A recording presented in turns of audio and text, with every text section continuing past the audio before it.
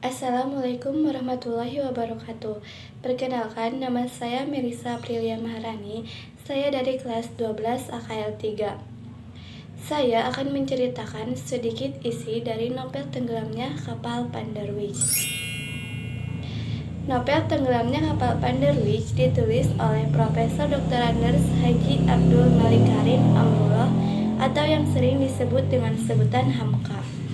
Novel ini diterbitkan di Balai Pustaka Jakarta dan terbit pada tahun 1938. Novel Tenggelamnya Kapal Pandarwich kisahnya bermula pada saat Jainuddin yang berusia 9 bulan sudah ditinggalkan oleh Dayang Habibah ibunya. Kemudian menyusul ayahnya yang bernama Pendekar Sultan. Ia tinggal bersama dengan bujangnya Mak Basar.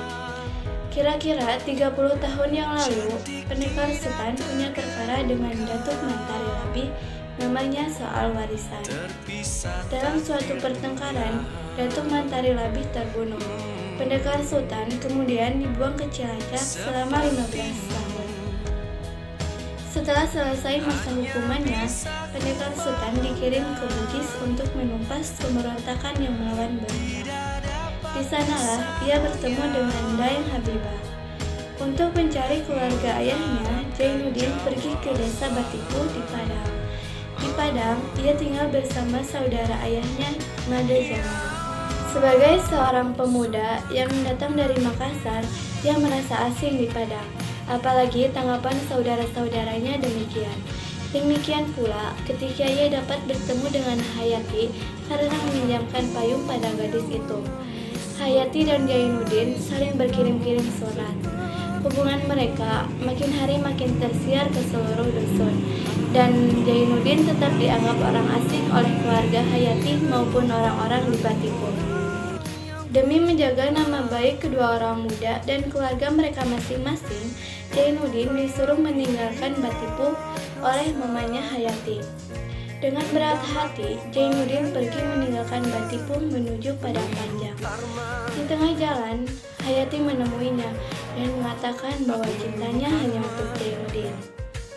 Jainuddin kemudian menerima kabar bahwa Hayati akan pergi ke Padang Panjang untuk melihat pacuan kuda atas undangan sahabatnya yang bernama Khadijah.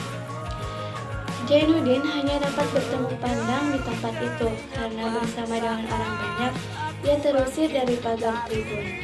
Pertemuan yang singkat membuat Hayati mendapat ejekan dari Khadijah. Khadijah sendiri sebenarnya ingin menjodohkan Hayati pada Aziz, kakak Khadijah sendiri. Karena merasa cukup mempunyai kekayaan warisan dari orang tuanya, setelah Mak Basar meninggal, Jainuddin mengirim surat lamaran pada Hayati. Ternyata surat Jainuddin bersamaan dengan lamaran Aziz. Setelah disuruh memilih, Hayati memutuskan untuk memilih Aziz sebagai calon suaminya. Jainuddin kemudian sakit selama 2 bulan karena Hayati menolaknya. Atas bantuan dan nasihat Muluk, anak induk Semangnya, Jainuddin dapat merubah pikirannya. Bersama Muluk, ia pergi ke Jakarta. Nama samaran Jet, Jainuddin berhasil menjadi seorang pengarang yang amat dicintai pembacanya. Kemudian, ia mendirikan perkumpulan Tonil Andalas. Kehidupannya berubah menjadi orang terpandang karena pekerjaannya.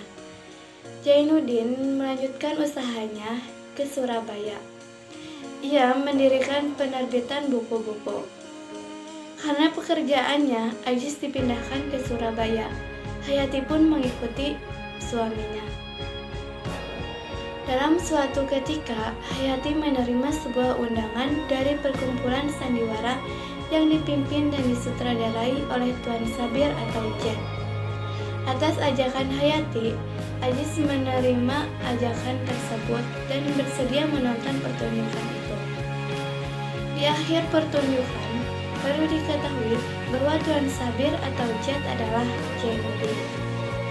Hubungan mereka tetap baik, juga hubungan Jainuddin dengan Aziz. Perkembangan selanjutnya, Aziz dipecat dari tempatnya bekerja karena hutang yang menumpuk dan harus meninggalkan rumah sewanya karena tidak membayar selama 3 bulan. dan barang-barangnya pun disita untuk melunasi hutang. Di Surabaya, Ajis telah menunjukkan sifat-sifatnya yang tidak baik. Ia sering keluar malam bersama perempuan jarang, berjudi, mabuk-mabukan, dan tak menaruh cintanya lagi pada Hayati. Akibatnya, setelah ia tidak mempunyai rumah, mereka terpaksa menumpang di rumah Jainuddin. Setelah sebulan tinggal bersama, Ajis pergi ke Banyuwangi meninggalkan istrinya bersama Jainuddin. Sepeninggal Ajis, Jainuddin sendiri pun jarang pulang ke rumah, kecuali untuk tidur. Suatu ketika, Muluk memberitahu pada Hayati bahwa Jainuddin masih mencintainya.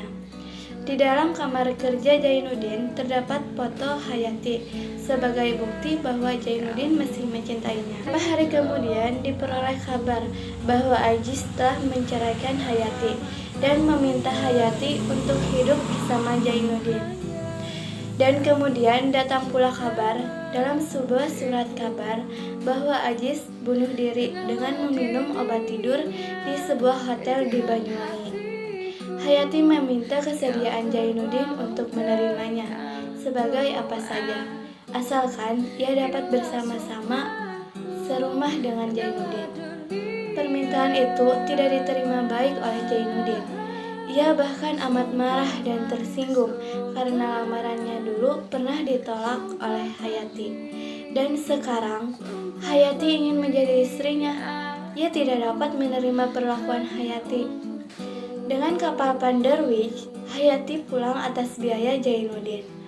Namun, Jainuddin kemudian berpikir bahwa ia sebenarnya tidak dapat hidup bahagia tanpa Hayati. Oleh sebab itu, setelah keberangkatan Hayati, ia berniat menyusul Hayati untuk dijadikan istrinya. Jainuddin kemudian menyusul naik kereta api malam ke Jakarta. Harapan Jainuddin ternyata tidak tercapai. Kapal Panderwich yang ditumpangi Hayati tenggelam di perairan dekat Tuban. Hayati tak dapat diselamatkan karena luka-luka di kepala dan kakinya, akhirnya meninggal dunia. Jenazahnya dimakamkan di Surabaya. Sepeninggal Hayati, kehidupan Jainuddin menjadi sunyi dan kesehatannya tidak terjaga. Akhirnya, pengarang terkenal itu meninggal dunia. Dia dimakamkan di sisi makam Hayati. Seperti itulah isi dari novel Tenggelamnya Kapal Panderwich. Saya akan memperlihatkan surat-surat yang dikirimkan oleh Hayati dan Jainuddin. Kira-kira seperti inilah suratnya.